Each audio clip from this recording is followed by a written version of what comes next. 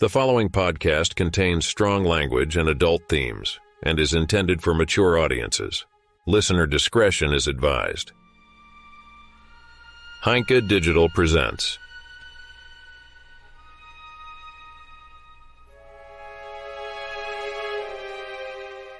Damocles, an audiobook podcast by Christian Heinke.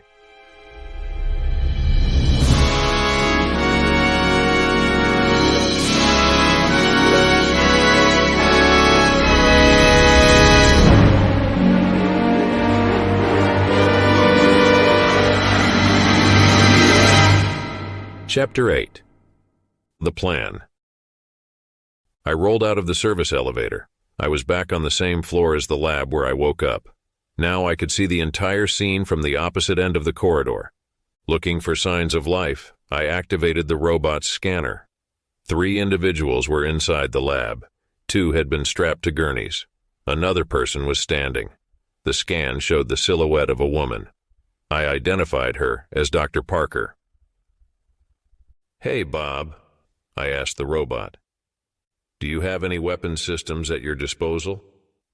Are you kidding me? Just asking. I am a robot that scans books, not a Terminator. I examined the other rooms with the scanner. I found that many of them had old lab equipment cluttered in them. And then I finally discovered another room. The room showed no signs of life, but it contained mannequins. "What are these mannequins, Bob?" They have human proportions. replied the robot. However, they have no signs of life. Their density is surprisingly high for mannequins. "I'll have to look at that," I replied. I rolled up to the door. The door was locked. "Can you open this door?" I asked Bob. Of course. All I need is the key. "I don't have it." Then don't. "How powerful is your laser?" I asked. It's only for scanning. "That's not what I asked. Is your laser strong to cut through a door latch?" It took Bob some time to reply. It is. He finally said. After 20 seconds of using Bob's laser on the latch, I unlocked the door. I rolled inside. The room contained almost a dozen mannequins. They were all covered with a thick layer of dust. Under the dust trudged some clothing from different eras. Some mannequins wore only underwear, while others were naked. They lined up as if they were just waiting for someone like me. 8 mannequins were female, while 4 were male. I drove Bob through this strange trellis of frozen bodies until I realized the faces and proportions of the female dolls reminded me of someone. "Siv," I thought. "Can you hear me?" "I can. What is it?" "I don't think someone destroyed your body. It is here with 7 other copies of yourself." A lengthy silence followed. The duration made me question the connection's stability. "Siv, are you still there? Are you disconnected?" "No, Joseph, the connection is still there. It's just not possible. I had a sister once, Britt. She was my twin. She got destroyed 10 years ago. But I didn't know that more copies of my version existed. That's just unimaginable." I had the feeling that something shook Siv to her foundations. How would you have felt if you discovered you had a dozen additional siblings? "See for yourself, Siv," I thought, and let the robot's receptor sweep over the figures. My God, they've spotted all these copies of us all over the world, and kept it secret. A voice buzzed from the speaker. "Service Robot AA-23, what is your goal in this room?" It was the voice of Bridget. Before I could activate the speakers, Bob beat me to the answer. I'm attempting to tidy this room. It's scheduled for cleaning. "No, it is not supposed to be. The cleaning schedule is incorrect." All right, got it. I steered the robot back out. "We need to change the plan, Joseph," Siv said. "Why?" "If you retrieve the silver box, then I can transfer back into my body. I could finally be myself again. Although I'm happy for you, my top priority is getting the girls out.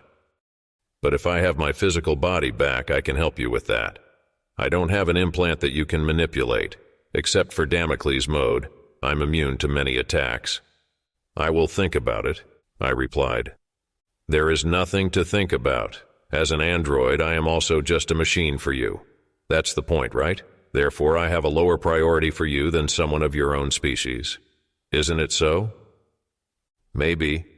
No, it is. You're right. I'm sorry, Siv. You don't deserve this. No one deserves this. But the girls are in acute danger. Dr. Parker is in the lab with them.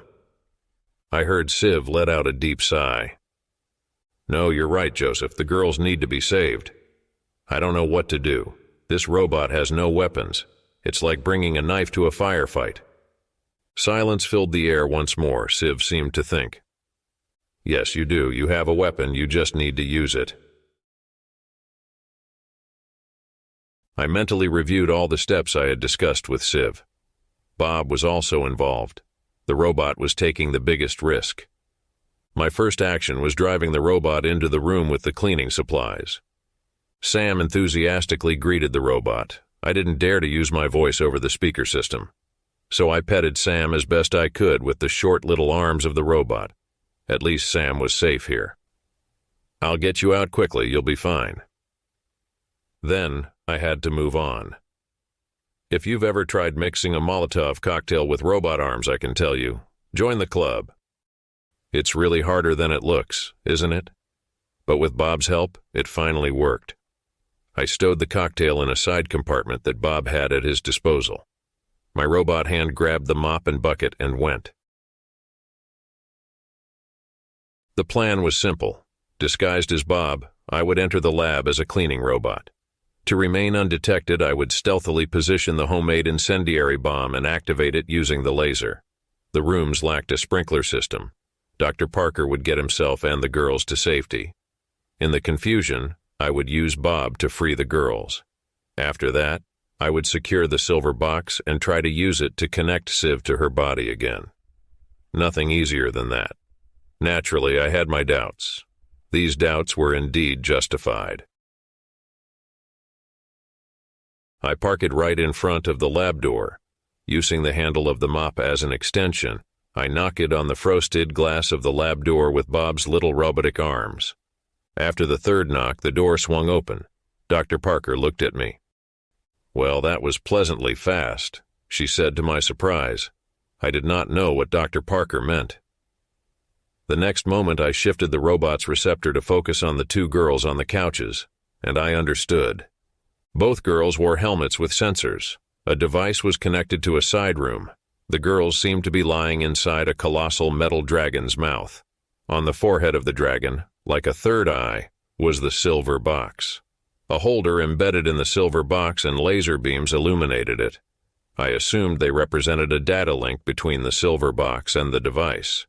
The procedure was likely unpleasant for Kim and Jenny. Both girls had their bladders emptied. "What are you waiting for?" Dr. Parker asked me. "Clean this up, quick." To my amazement, Bob had protocols up his sleeve for cleaning up such a mishap. Bob resumed the controls. Meanwhile, I waited for an opportunity to place the incendiary bomb. Finally, Dr. Parker turned to the device. "It's time for me to place the firebomb, Bob. I'll take over." No need, a slight change of plans. Siv's voice announced in my head. "What?" "I'm waiting for Dr. Parker to remove her glasses." Siv explained. "Don't worry, I swear, I will free the girls. Our chances will be much better once I get my body back." "No, Siv, this was not the plan." I tried to take control of Bob, but Siv already had taken control. I watched in frustration as Siv steered the robot back to Dr. Parker. I tried to figure out what she wanted to accomplish and how she planned to get it done.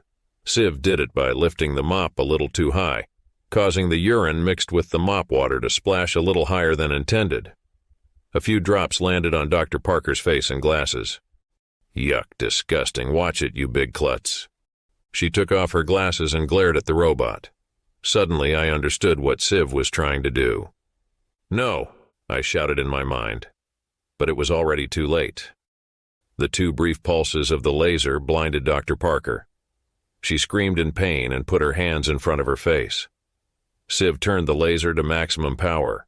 Initially, the laser caused her hands to burn. Dr. Parker ripped them off as she screamed in pain. One eye was penetrated by the laser. In a split second, the laser cooked the eyeball, turning it white and causing it to burst.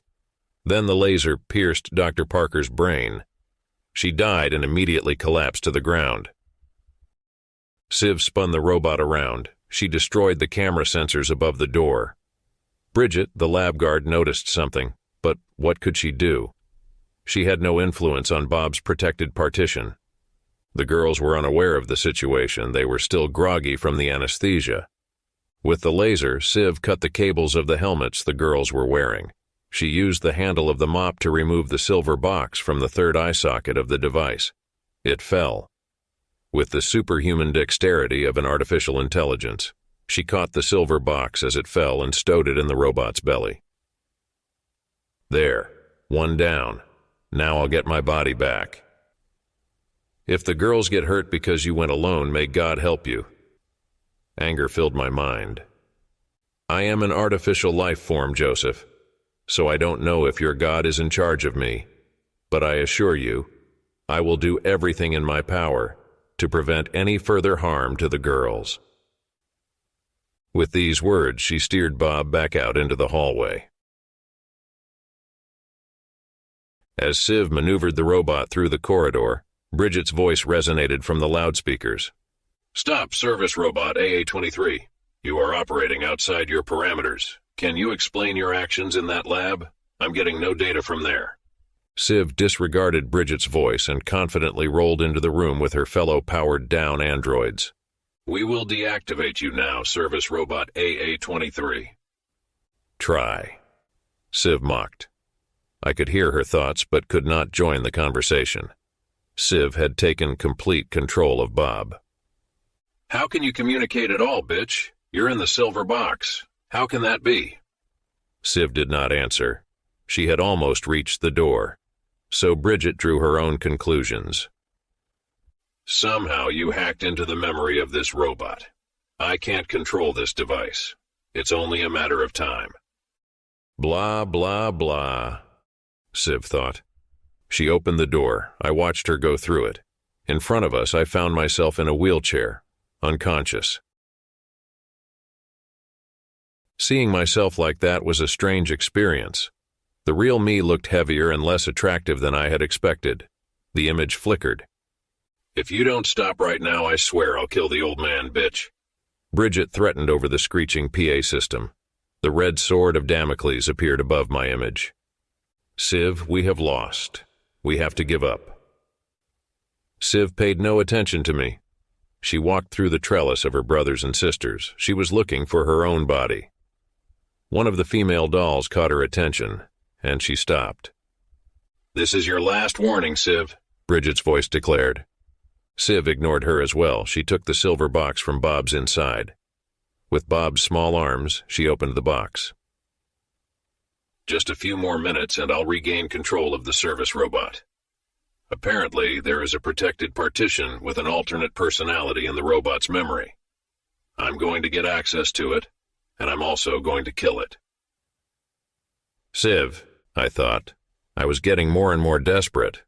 She's on to us. Unlike you, I have no backup memory. If the sword of Damocles falls, I'm finished. Please, Siv, let's find another way. But Siv ignored me. I don't know if you can imagine this. Begging for my life was a first. I had no control over the situation. Everything seemed unreal. I knew this feeling. I had experienced it in moments of existential crisis, when one of my best friends stole my first girlfriend, when first my father and then my mother died. I stood at the grave of the first person younger than me. It was a colleague. I thought of many missions, of countless murders. Did they experience the same emotions I did? Had they also felt the urge to beg for their lives, or at least to ask, to say, please, not yet. Please, I don't want to die yet. I don't want to go. I'm sorry, Joseph. Siv whispered in a sad tone. I told you when we first met I have a strong survival instinct. Siv, no. I have access to Bob. Bridget exclaimed triumphantly. Siv told Bob to push the button. You asked for it. Two things happened. First, Bob's movement froze, then Bob's receptor stopped working. Everything went dark for a moment. I noticed a reddish glow of light above me. I raised my head. Light radiated from the sword of Damocles. It seemed to glow from within. I felt tears rolling down my cheeks. I cried like a baby, for now I was going to die. Through the veil of tears, I saw a figure standing before me. It was Bridget. She was wearing a white dress, bathed in the sword's light. It had a soft pink hue reminiscent of cherry blossoms. Was I right, Mr. Lenke? About what? I asked. That this Siv only pursues her own goals, that she doesn't care about you? I wanted to hate her. I wanted to spit at her for what she had done to Simon. But she was right. A strange calm came over me. I had made my peace. I didn't want to spend my last moments on Earth hating anyone. Yes, Bridget, you were right. She looked at me, proud and unyielding. Then you will suffer the consequences, she said. The sword fell.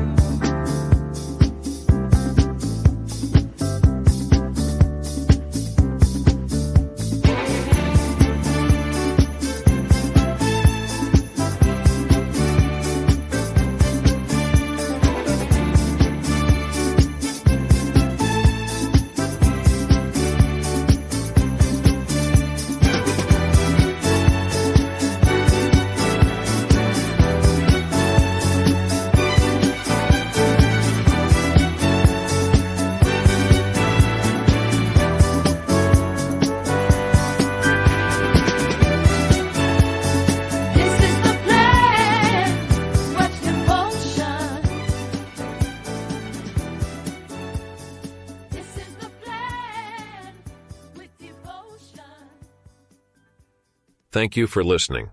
To learn more about Heinke Digital Audiobook Podcasts and its author, Christian Heinke, please visit heinke.digital.